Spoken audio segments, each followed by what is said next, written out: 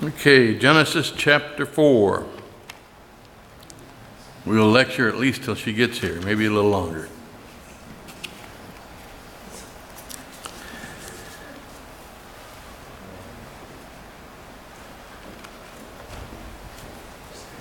All right, we have been in the garden.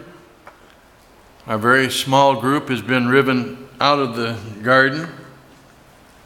There has been a little meeting between God and Cain after he slew his brother. And so the Lord meets, and we have this little quizito, and he doesn't come out very well. He tries to spar with the Lord, saying, I don't know where my brother is. Now, what exactly this meant, he certainly by this time knew about the omniscience of God. He knew he couldn't hide anything from God, so what in the world does that mean? He doesn't know where he is. Am I my brother's keeper? Now, some have tried to say it wasn't really a lie because he didn't specifically know where the soul went yet after death, so technically he didn't know where he was. In the Army, this is called quibbling. And you can get in as big a trouble as if you actually lied.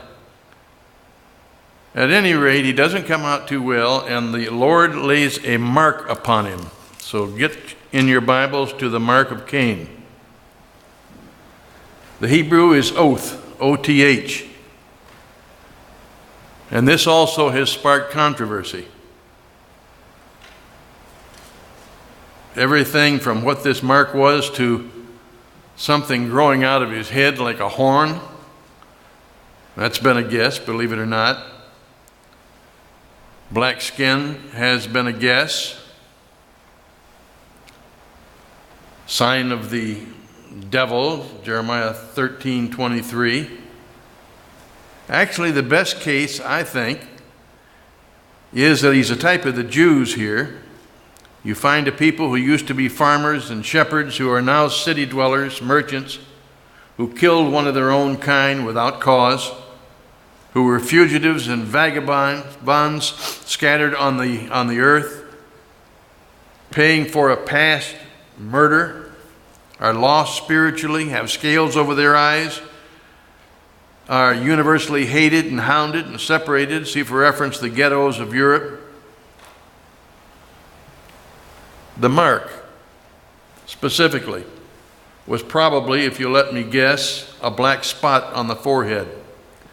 Ezekiel 9:4, Revelation 14:1, Revelation 13:1, 16, and 17.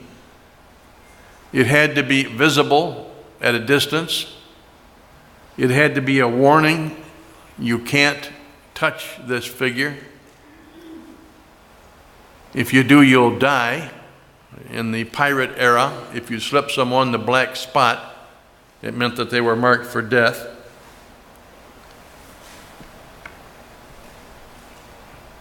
It was not, however, as some teach erroneously, an acquired characteristic that is passed down from generation to generation. What you're actually doing if you say that, you're making an argument for evolution. You can't pass these things down. It's simply let everyone know at 150 yards, this is the infamous Cain, who messed up badly, who was cursed, but is now under the protection of the Almighty. And marks are connected with curses. So much so that the Jew in the Old Testament was told not to print any marks on himself. Leviticus 19:28. Now that's under the law. And I have known preachers who went crazy and said, if you have a tattoo, it's a mark of the devil, you're in big trouble. Now, I don't like tattoos. You weren't born with them. And I know you weren't born with clothes too. I understand that. But tattoos somehow seem, if you have enough of them, man, they look devilish. They're rebellion. So I don't like them. If you have one, forgive me. All right, it's connected with curses or Satan. Insignia on the skin of citizens. The Nazis did it to the Jewish prisoners. The numbers on the wrist usually, sometimes even on other parts of the body. Cain lived several hundred years, in fact up to near the time of the flood. The whole world would have known of the firstborn and would have glimpsed his strange marked countenance from time to time, moving from place to place because he didn't have a place to light. What an object lesson. What a tangible proof that God is real, God is active, God judges, God expects fidelity, God will hold man accountable. It says that sin degrades, sin marks, sin separates, etc. It says don't go the way of Cain, and we've talked about the way of Cain previously.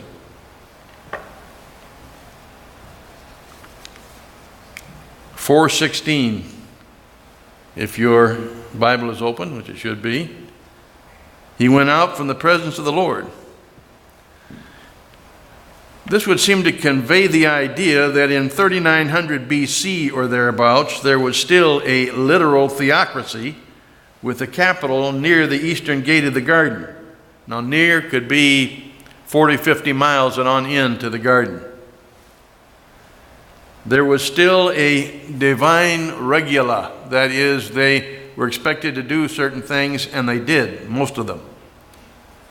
Some of them wandered to the land of Nod, still close enough. Now the land of Nod is perplexing.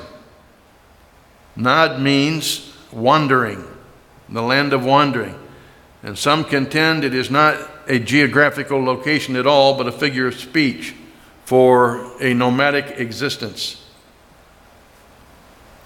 Since Cain later tried to build a city, it wouldn't fit the picture. And since it's outside Eden, which is a triangulation of land approximately 1,000 miles down each side, it may be as near as Pakistan, the land of Nod, if it's a geographical location, or as far removed as India. There's just not enough internal evidence to pin this place down exactly. All right, moving on, verse 17, and Cain knew his wife. Cain knew his wife. One of the silliest objections to the veracity of the Bible, and you'll probably run into it if you confront someone who knows just a little bit, but not too much. They'll say, well, where did Cain get his wife? Where did Cain get his wife?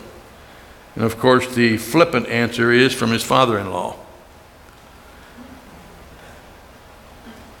It was a common practice this early in the development of man for a man to marry his sister or cousin. Since his girls were relatively, they're important, but for genealogical reasons, unimportant, I guess, they are often not recorded in Scripture. And in a sense, Adam and Eve are brother and sister. They have the same father. And she had Adam's DNA. Think about it. Well, what's different today? Why can't you marry your sister today? Mutant genes in the genetic system are less likely to be screened out when close relatives mate. It is also confusion, according to the book, in that it breaks down the social system which produces purity and conformity and order.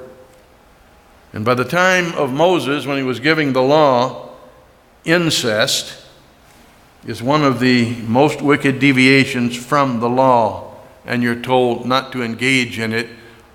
It was still practiced by some peoples. As a matter of fact, Goliath, in one place it's his brother, another place it isn't. Goliath apparently had relations with his mother. All right, Cain lived to near the point of the flood, by which time Raywinkle in his work estimates a population near 7 billion.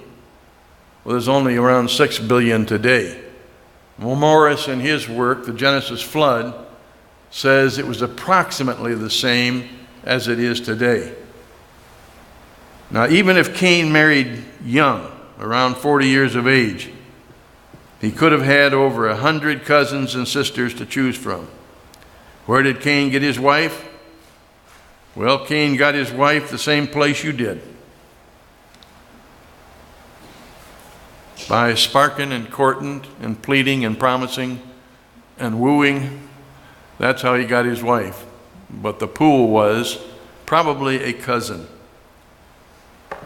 All right, along comes Enoch, verse 17, dedication or commencement, signifying that Cain is through running, that he will thwart the curse of the Almighty by building a city.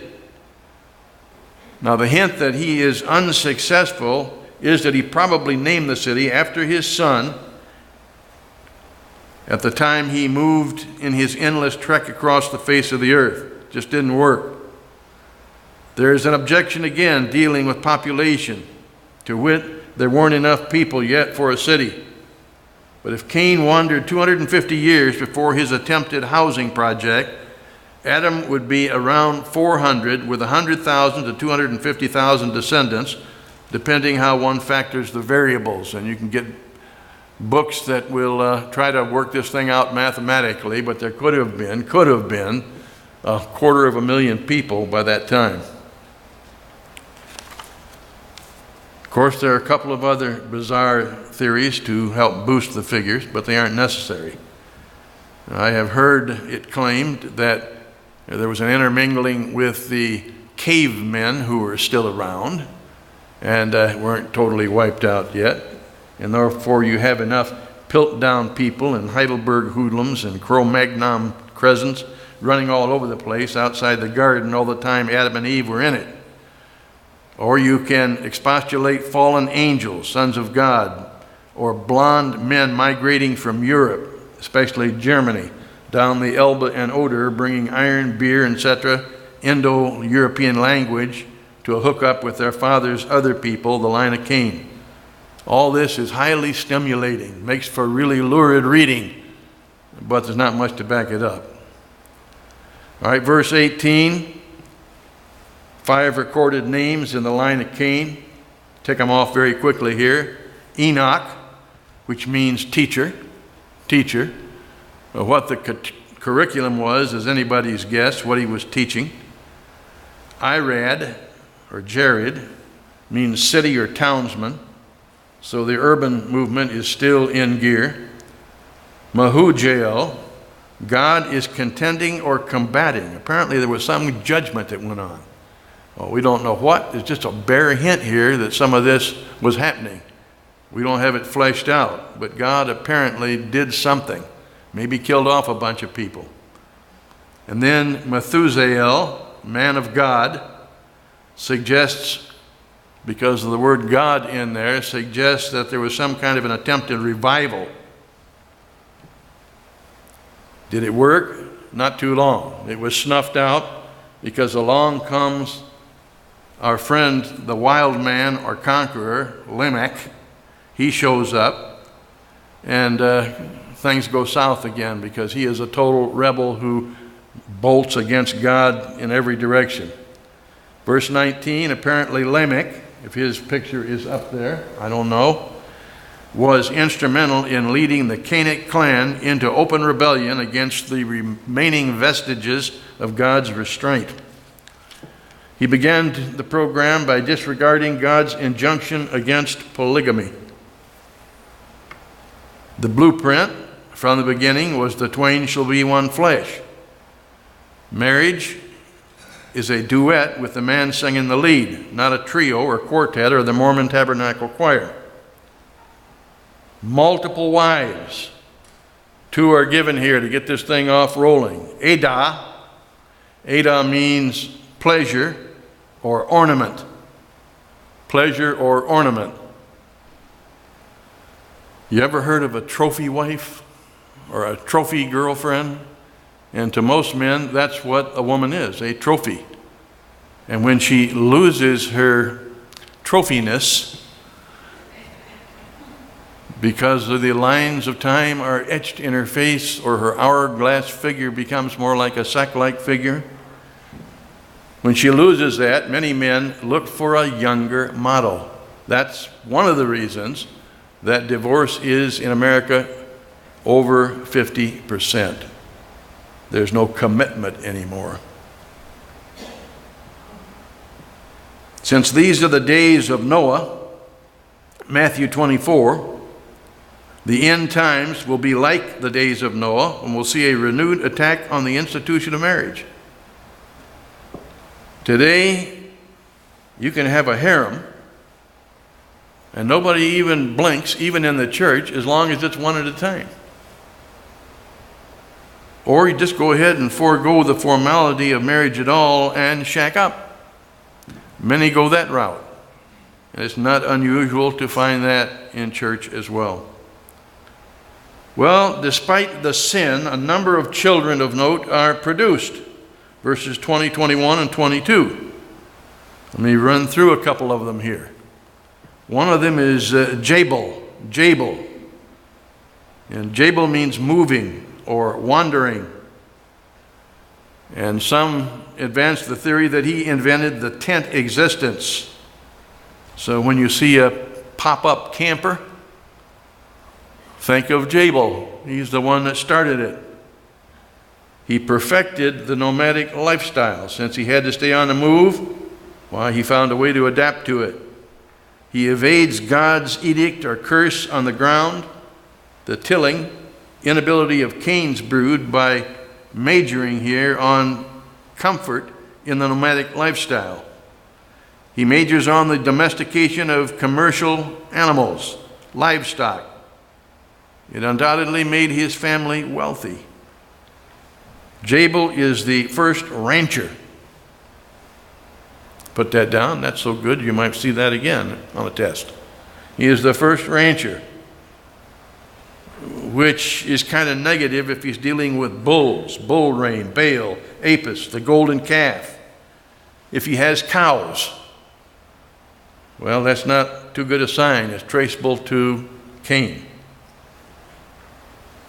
And these cows and bulls wind up on the wrong side. So what do we have? We've got polygamy, we've got trophy wives, and the other gal's name was Zillah, and it means protection or shade. Now those are the two things men look for. Gravitate to the best looking one and the mother figure. Some are looking for a mother figure. A guy recently advised a son, marry a nurse. Marry a nurse. Why? Steady income, number one. Secondly, when you get old and you get ailments, she can look after you. Impeccable reasoning, I would say. The next guy is Jubal, or music, as in Jubilee. Turn on the Nashville channel and you'll see a Jubilee, probably, something called that. The first of the Sinatras and Elvises and Hank Williams and Catman Struthers and Satchmos and the Dorseys and Smokey Robinson and Diana Ross and Prince, etc. I went to Sunday school just around the corner from Hitsville, USA. Now, Hitsville is Motown. That's where Motown started. And it's still there. It's kind of a museum now. You can go visit it. And just a few hundred yards from there is where I went to Sunday school, the Temple Baptist Church down on 14th Street. They change the genre. Every once in a while, something comes along that just changes the genre of music. Hitsville, the Supremes, Smokey Robinson. And they cranked out million-seller records because they unabashedly appealed to the carnal, animalistic instincts of man. Of course, the church today has also hit on the secret. And they try to build churches by who can move and who can jive and who can raise their hands and who can whirl around the auditorium and so forth. In the dim vistas of pre-creation, the morning stars sang and the sons of God shouted for joy. Job 38. Originally, the sharps, flats, quarter notes, half notes, treble clefs, etc., the codas, They promoted God. They got one close to God. That's what they were for. They were for the worship of God. But along came that corrupting Cainic influence, and it began to promote man and free love and anarchy and perversion and socialism. No longer paeans of praise heavenward to the Ancient of Days, but appeals to sin to those that were right in front of them in the nasty now and now. The original minister of music, who was he? Lucifer, the fifth cherub. And he organized at first good music that worshiped God until he decided he wanted the music to be dedicated to him. The anointed cherub. And that fifth cherub that was above the throne had built-in tabrets and pipes, Ezekiel 28:24. His first calling was to conduct the angelic swelling of voices in unified concert to magnify the Creator, Revelation 5:12 and 13. Now, how appropriate that he turns to music is arguably his most powerful weapon. How appropriate that Jubilee follows his spiritual, some would say physical, great-great-great-grandfather, Cain, the same anointed but fallen cherub in perverting this gift. Bob Jones Sr. used to say, all bad things, all evil things are good things twisted. All evil things are good things twisted. It started with praising God in dance, Psalm 154. And of course, David danced.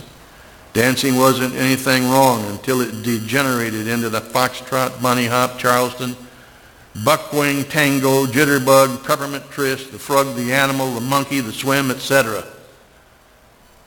And it then concentrated on bodies grinding together, what they call belly rubbing and so forth.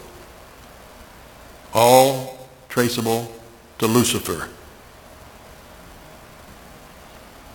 Jubilee's stringed wind instruments are the creative genius that allows modern composers to engage in the four periods of music: classical, romantic, modern, and natural.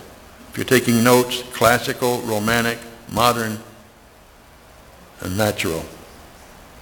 Let the natural man loose. Whatever he wants to do, set him loose, no bounds. Christians are supposed to have three kinds of music in their repertoire, Colossians 3:16. What are they? Psalms and hymns and spiritual songs. Now, does that mean if you turn to an oldie-goldie station that you're in deep sin? I don't think so, but brother, you should major on psalms, hymns, spiritual songs. Nothing wrong with the Orange Blossom Special, because I enjoy that too. But you better use some discernment. And some of the stuff that your teenagers or grandkids bring into your home is the sewage of a backed up hellhole, and consistently listening to it, making that part of your life, will ruin an impressionable mind. Garbage in, garbage out, eventually.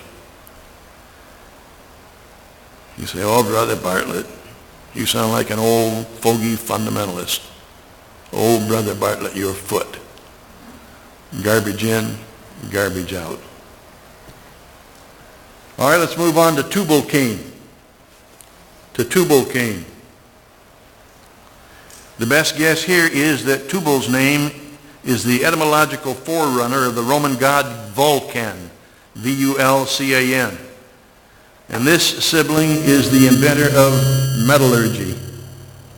Boy, I came alive there. I want to electrify the crowd, but I'm not sure I want to be electrified in the process here. Tubal is the equivalent of the English smith. Metallurgy, iron in the Bible, is associated with the world system. See for reference Alexander in Daniel chapter 2. The Roman Empire is the Iron Empire. Also note, neither brass nor iron is allowed in the construction of the ark, the vessel of salvation, Genesis 6, 14 through 17. The name of Naamah shows up here, verse 22. Naamah means pleasant, perfect, beautiful to look upon. And it highlights the fact that the Cainic culture, again, set a great store in beauty and the female form, much like the Greeks later on. I'm still a little too live here, guys. Can that be corrected?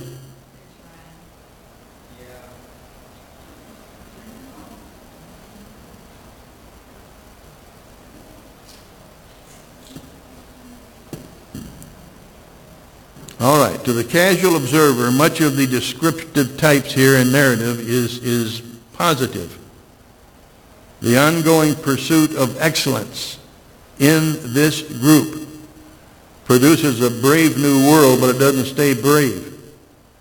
The Bible is the only viable textbook, dictionary, and interpretive commentary on itself. Notice the elements here that are taught by inference, some of them. Urban life was preferred over tilling the ground. Do you know that cities are negatively mentioned in the Bible? And farming and tilling the ground is good. Nomadic life was preferred to raise cattle instead of settling on God's restricted diet. Metalworking eased the toil and sweat of the curse. Musical instruments mitigated the sorrow somewhat. People are happy even though they have miserable lives if somehow they get moving to the beat of music. The monogamy model was replaced by polygamy, breaking down God's intended social unit. Metallic instruments were forged, giving man the ability to do other things like wage war and make instruments of war. Verse 23. This is the Lamech story, and it is actually poetry. It's a song. It's a song, according to most commentators. But you don't get that if you don't have knowledge of the book. You are culturally flying blind if you don't have a roadmap. It's a wonderful invention. I finally found something good about modern inventions and the cell phone.